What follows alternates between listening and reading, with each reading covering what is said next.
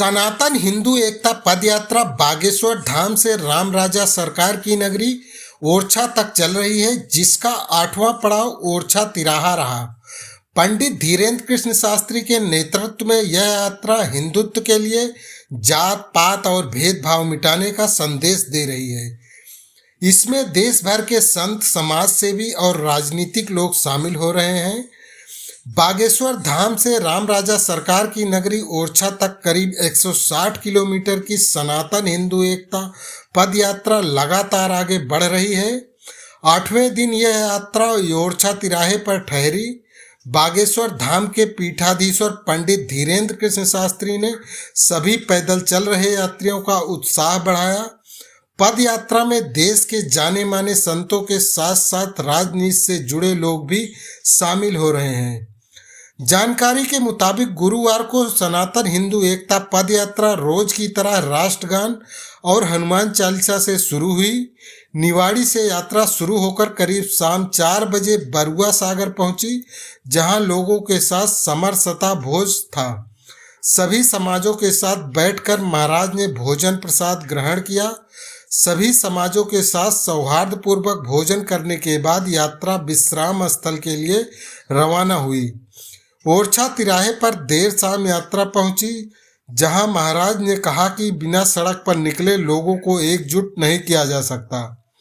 उन्होंने कहा कि जिस तरह से अन्य मजहबों में कई जातियां होने के बावजूद जब धर्म की बात आती है तो सभी एकजुट हो जाते हैं, ठीक उसी तरह हमें भी अपने धर्म के लिए आपसी भेदभाव, जात पात, छुआछूत सब भूलना पड़ेगा। बागेश्वर धाम सरकार लगातार लोगों से पूछते हैं कि क्या भारत को बांग्लादेश बनाने की तैयारी है या फिर यहाँ भी अल्पसंख्यक बनने वाली लाइन में खड़ा होना है।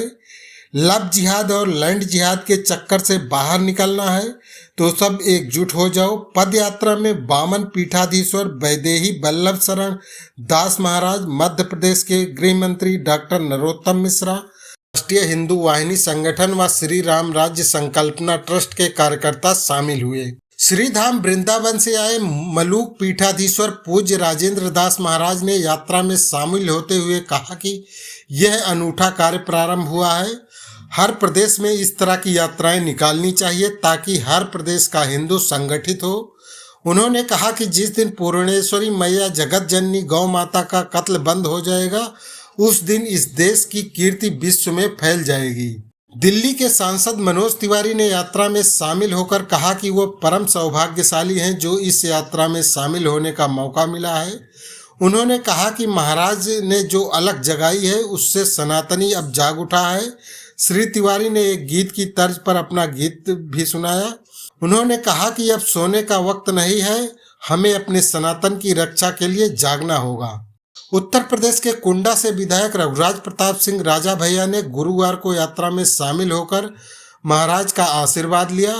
उन्होंने कहा कि यह हम सबका परम सौभाग्य है कि सनातनियों को जगाने के लिए महाराज ने जो संकल्प लिया है, हम भी उस यज्ञ की एक आहुति बन रहे हैं। उन्होंने कहा कि विश्व के कई देशों में धीरे धीरे हिंदुओं की आबादी घट रही है। बांग्लादेश में जिस तरह से हिंदुओं के साथ अमानवीय कृत्य हो रहा है, उससे हम सभी को सबक लेना चाहिए। उन्होंने कहा कि अगले वर्ष प्रयागराज में महाकुंभ है, लेकिन उसे महाकुंभ से पहले ये सनातन महाकुंभ हो रहा है। सभी भेदभावों को मिटाकर एकजुट हो जाएं। उन्होंने कहा कि शस्त्र और शास्त्र दोनों की आवश्यकता है।